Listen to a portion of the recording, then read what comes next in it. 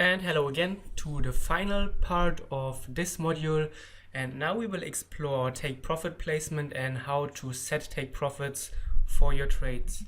So to make sense of all that, we will go back to our recent examples of the trades that we analyzed when we set stops as well, so you can see how this all fits together. So if you remember, let me go in here. This was one of our trades where we had the initial entry, our re-entry opportunity here after this long bar. And now when it comes to profit placement, we always look left and we try to find the biggest trouble areas and the biggest reaction points. So clearly when we look left, we can see this wick is showing a very strong reaction point. You can see how price went from going upwards to dropping like a stone in one candle. Just it stayed here very briefly and immediately dropped, so you can probably expect to see some type of supply. If we look a little bit further to the left, there are a few levels on top of each other, so this one will be pretty hard to use. The question is, will you use this one, or the ultimate high? And the ultimate high is usually the most risky trade, especially if you have so many levels in between. So in such a case, I would usually go with this one. If you are a little bit more risk seeking, you can go for the second closest one, but usually the first trouble area is where you should take most of your exits. And let me mark that in green maybe, so we don't confuse it with profit with stops. So you can see the re-entry was here, and then if you take your profits here at this point, there's nothing wrong with that. You see we had a lot of problems here struggling with the level. You don't always get such an impulse move here, so going for the first trouble area is usually a good idea. And there's one more thing in TradingView I want to show you. You can measure your reward to risk ratio very easily. So here on the left you open this menu, and then here you have option for long and short positions. So in this case we had a long trade. Then you click on your entry point, which was this candle here, and you click on it. You can see that this pops up.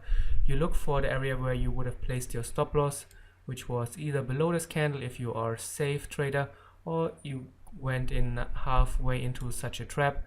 Then you set your take profit. In this case it would have been here in this area. So let's say we went halfway into the area, and then you can see that you get a lot of stats from TradingView, and this is the most important one, reward to risk ratio. And in this case it is a very good one, reward to risk ratio of 4. So the profit potential is 4 times larger than the risk potential. And remember, we probably would have taken a loss here previously once price moved against us on the initial entry, but you can see that if you have so good reward to risk ratios, then you can easily offset your losers. And that is showing the power of finding good re-entry trades, being quick to exit your losses when you see the price is not working out, then patiently wait for the re-entry opportunity. And if you have such a good reward to risk ratio, your winners can usually easily offset your losses. Let's get that off and look at another one. So here we had this downward reversal that we talked about, break of the moving average, very clean here, and this would then be the entry. And if we look to the left, you can see that the take profit should usually be your bottom. And if you don't want to go to the absolute previous swing low, if you think it's too risky, you can go here to the previous area and a little bit higher. So if you want to take a chance and be a little bit more risk seeking, you can go for the absolute low here to set your target here. And in this case it would have worked probably out, but it is usually not recommended. You will have a lot of more times when price just turns ahead. So I usually try to go for a little bit higher, a little bit more conservative on your trade entry. And now let's look at it again. This time we had a short position. We entered here on this candle. Then, as I said, on such a big drop, we go halfway in with our stop. The take profit goes here in the middle, and you can see again reward to risk ratio of 3.5. and again, very good stat. And you should look at least to get a reward to risk ratio of 2.0 to have a good expectancy on the system. So as long as you can get a reward to risk ratio of 2.0, you can usually take the trade very safely if, and that is a very big if, you have reasonable levels for your take profit order. Don't try to just manipulate your take profit to get a larger reward to risk ratio. This is not going to work out. Always try to find reasonable prices for targets and also for stops, and then analyze your reward to risk ratio. Let's move on. And here another good example. So we had this upwards reversal. You remember, here was the entry, here was the re-entry then. So let's mark this one. Then we have this nice uptrend, but where do you set your take profit? So there are two ways. Again, the first one, very small consolidation after this drop. So this is what we call the supply area here. And then I highlighted this previously. If you want to be risk seeking, you go for the absolute high.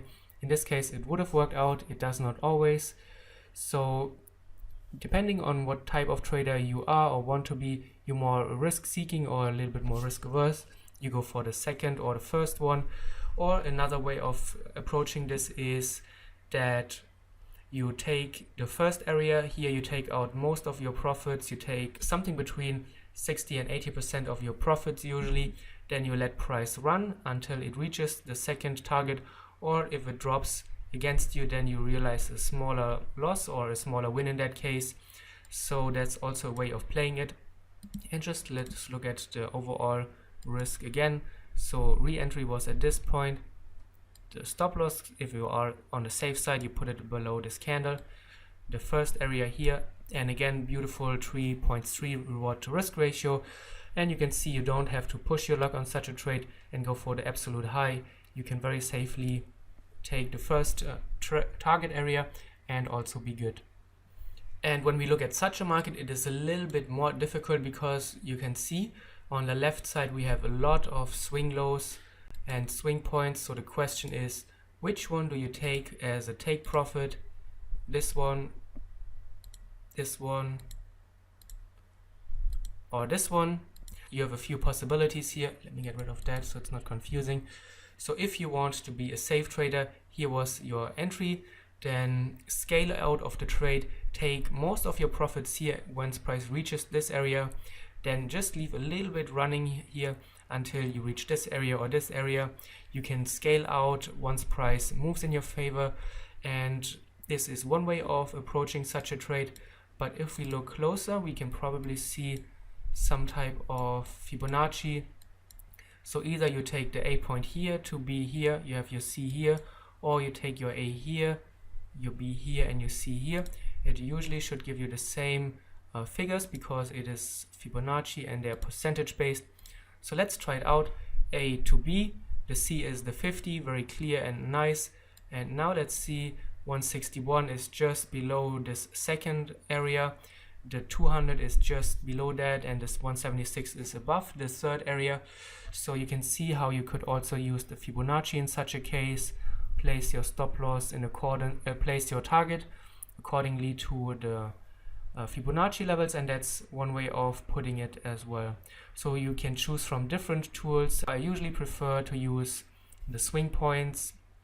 I'm more of a conservative trader, so I would take most of the profits here in this area and then just let a little bit run here until you reach the second and the third trouble area. And again, you will usually get a very decent reward to risk ratio on such a trade. Let's mark it out. So this should be a habit before you enter a trade. Here was the re-entry, and probably we would have taken a loss here on the retracement, as I said in the previous 2 or 3 videos. So you enter the trade, your stop loss in this case goes halfway into this squeeze pattern, which is roughly here. And then the first target is 1.9, so not too bad. It is just at the cutoff area of the 2.0 reward to risk ratio.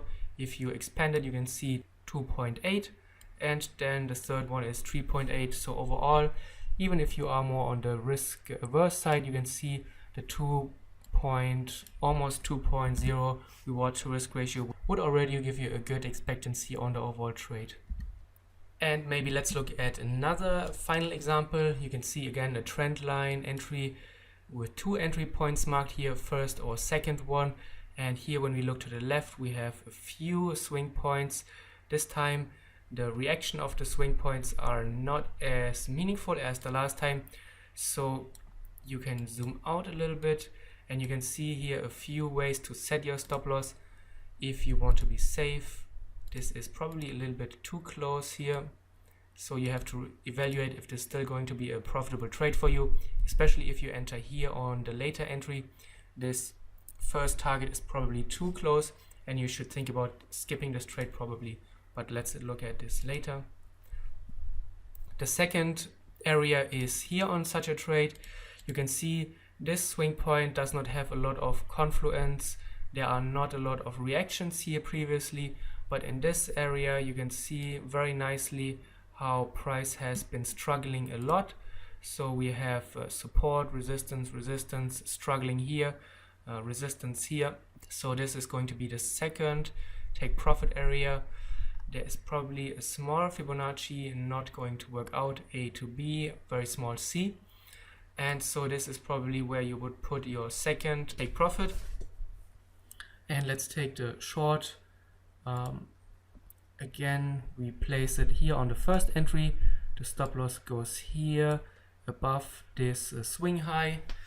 And then the first area you can see already, it is very short. So if you have a 1.5, you would probably skip the trade if you think the chances are not high of continuing the move.